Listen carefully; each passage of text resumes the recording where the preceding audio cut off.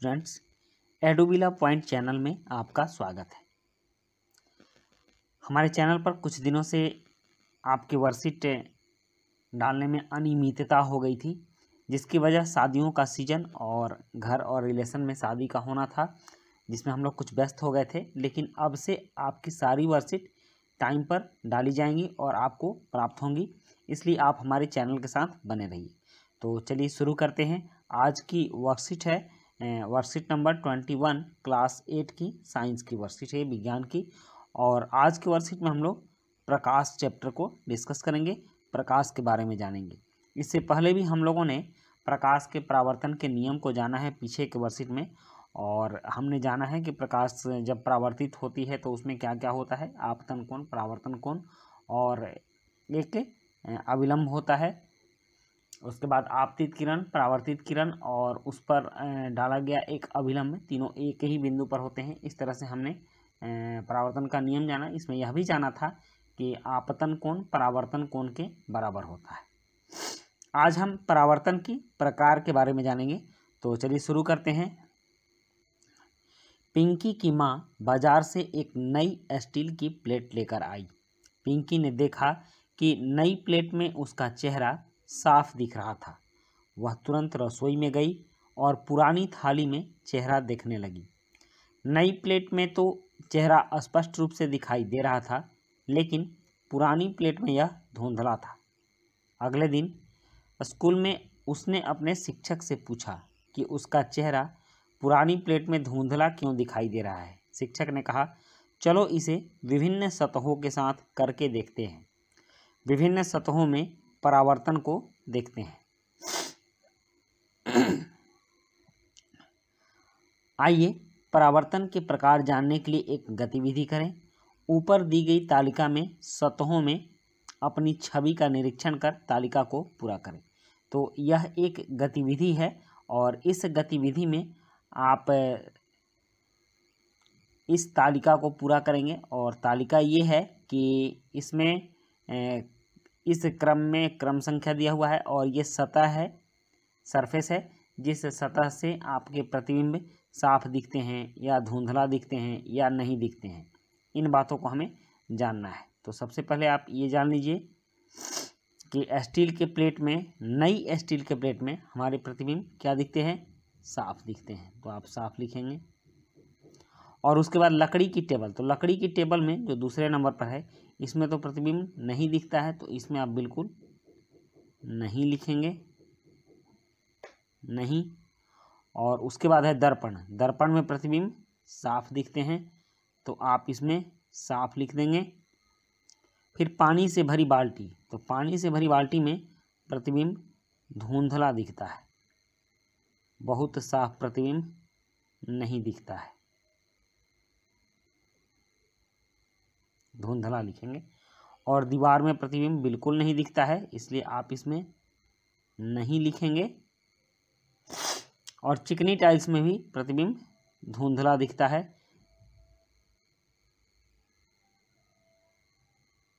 धुंधला। तो इस तरह से हम लोगों ने जान लिया कि किस सतहों पर हमारी प्रतिबिंब कैसी दिखती है। तो फिर ये भी सोचना है कि आखिर हमारे प्रतिबिंब में इतने अंतर कैसे आते हैं। किसी सतह से हमारी प्रतिबिंब साफ दिखती है, किसी सतह से बिल्कुल नहीं दिखती है और किसी सतह से हमारी प्रतिबिंब धुंधली दिखती है। तो इस चीज़ को अब हम इस तरह से समझेंगे। परावर्तन दो प्रकार के होते हैं।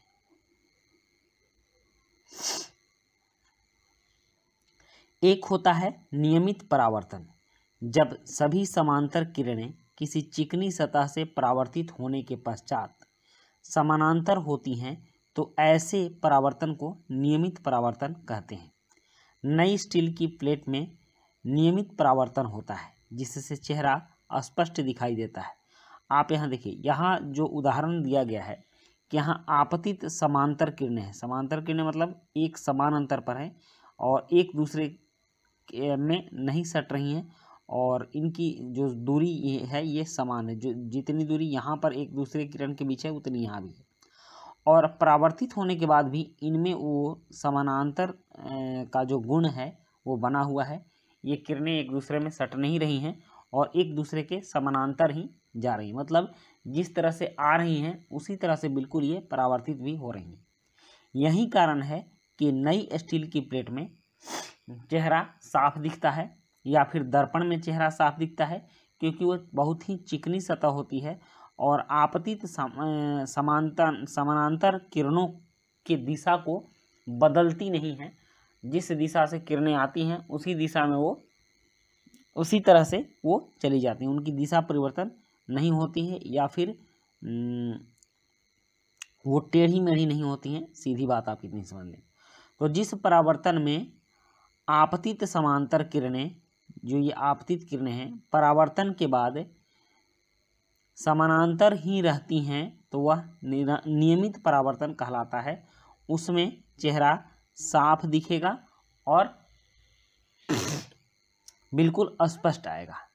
उसके बाद ठीक इसके उल्टा होता है अनियमित या विसरित परावर्तन। जब अनियमित सतह खुरदरी से परावर्तित सभी समांतर किरणें एक दूसरे के समांतर नहीं होती हैं तो ऐसे परावर्तन को अनियमित परावर्तन कहते हैं। पुरानी स्टील की प्लेट में विसरित या अनियमित परावर्तन होता है। इस परावर्तन में परावर्तन के नियमों का सफलतापूर्वक पालन किया जाता है। परावर्तक में अनियमितताओं के कारण किरणें समानांतर नहीं होती हैं। यही कारण है कि चेहरा स्पष्ट रूप से दिखाई नहीं देता है। देखिए, इसकी सतह चिकनी थी, यहाँ आप देख रहे हैं ना, इसकी सतह चिकनी थी, जिसकी वजह से जो किरणें आई जैसे आई वैसे चली गई। लेकिन यहाँ आप देख रहे हैं कि जब कोई भी बर्तन पुराना हो जाता है या फिर कोई खुरदरी सतह है तो यहाँ जब किरणें पड़ती हैं तो उनकी दिशाएं परिवर्तित हो जाती हैं और वे समानांतर नहीं रह जाती, एक दूसरे से या तो दूर होती हुई प्रतीत होती हैं या फिर वे किरणें एक दूसरे से सट जाती हैं। मतलब इस बिंब का सही प्रतिबिंब नहीं बना पाती हैं। यही कारण है कि चिकनी सतह पर खुरदुरी सतह पर हमारी तस्वीर साफ नहीं दिखती है, क्योंकि आपतित समानांतर किरणें परावर्तन के बाद समानांतर नहीं रह जाती हैं। ओके, अब यहाँ यह देखना है कि क्या हम सभी वस्तुओं को परावर्तित प्रकाश के कारण ही देखते हैं। आपके चारों ओर की लगभग सभी वस्तुएं परावर्तित प्रकाश के कारण दिखाई देती हैं। जो पिंड दूसरी वस्तुओं के प्रकाश में चमकते हैं उन्हें प्रदीप्त पिंड कहते हैं। स्वयं का प्रकाश उत्सर्जित करने वाले पिंडों को दीप्त पिंड कहते हैं। जब इनका प्रकाश हमारी नेत्रों पर पड़ता है तब हम इन्हें देख पाते हैं, जैसे सूर्य, मोमबत्ती की ज्वाला और विद्युत लैंप। यहाँ स्पष्ट कहा गया है कि जो बिंब,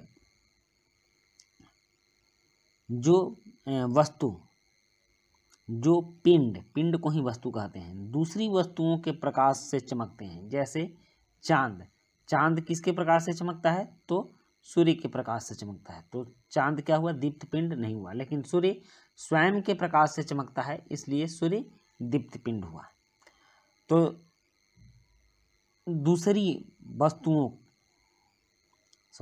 जो पिंड दूसरी वस्तुओं के प्रकाश से चमकते हैं उन्हें प्रदीप्त पिंड कहते हैं। स्वयं का प्रकाश उत्सन्न करने वाले पिंडों को दीप्त पिंड कहते हैं। जैसे सूर्य क्या हुआ, दीप्त पिंड हो गया, लैंप क्या हो गया, दीप्त पिंड हो गया, बिजली का बल्ब क्या हुआ, दीप्त पिंड हुआ। अब आपके कुछ प्रश्न हैं और इन प्रश्नों के उत्तर लिखने हैं। जैसे विसरित परावर्तन किसे कहते हैं। दूसरा है पुरानी स्टील की प्लेट में अपना चेहरा देखने पर हमारा प्रतिबिंब स्पष्ट क्यों नहीं दिखाई देता है। प्रश्न 3 है विसरित और नियमित परावर्तन के बीच अंतर स्पष्ट कीजिए। और प्रश्न 4 है दीप्त पिंड किन्हें कहते हैं, 2 उदाहरण दीजिए। प्रश्न 5 है नियमित परावर्तन करने वाली 2 सतहों के नाम लिखिए। तो चलिए अब इन प्रश्नों के उत्तर बारी बारी से लिखते हैं। प्रश्न 1 है विसरित परावर्तन किसे कहते हैं। तो इसका उत्तर है जब किसी खुरदुरी सतह से सभी समांतर किरणें एक दूसरे के समानांतर नहीं होती हो तो ऐसे परावर्तन को विसरित परावर्तन कहते हैं। उसके बाद है प्रश्न 2। प्रश्न 2 है, पुरानी स्टील की प्लेट में अपना चेहरा देखने पर हमारा प्रतिबिंब स्पष्ट क्यों नहीं दिखाई देता है? इसका उत्तर है, पुरानी स्टील की प्लेट में परावर्तित किरणें समानांतर नहीं होती, इसलिए हमारा प्रतिबिंब स्पष्ट नहीं दिखाई देता है। प्रश्न 3 है,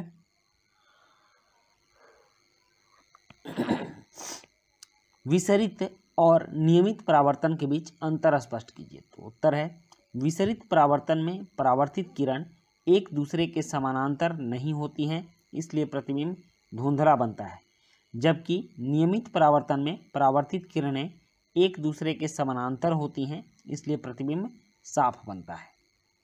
उसके बाद प्रश्न 4 है, दीप्त पिंड किन्हें कहते हैं? कोई दो उदाहरण दीजिए। तो इसका उत्तर है, जिन वस्तुओं से प्रकाश निकलता है उन्हें दीप्त पिंड कहते हैं, या जिनका स्वयं का प्रकाश, जिन वस्तुओं से स्वयं लगा दीजिएगा, स्वयं का प्रकाश निकलता है उन्हें दीप्त पिंड कहते हैं, जैसे सूर्य और बिजली का बल्ब। उसके बाद प्रश्न 5 है, नियमित परावर्तन से करने वाली 2 सतहों के नाम लिखिए। तो नियमित परावर्तन करने वाली सतहें, तो दर्पण की सतह नियमित परावर्तन करती है और स्टील के नए प्लेट भी नियमित परावर्तन करते हैं। तो बच्चों, आज की वर्कशीट प्रकाश में हमने बहुत कुछ सीखा और इन प्रश्नों के साथ ही आपकी वर्कशीट समाप्त होती है। मिलते हैं नेक्स्ट वर्कशीट में। Thank you.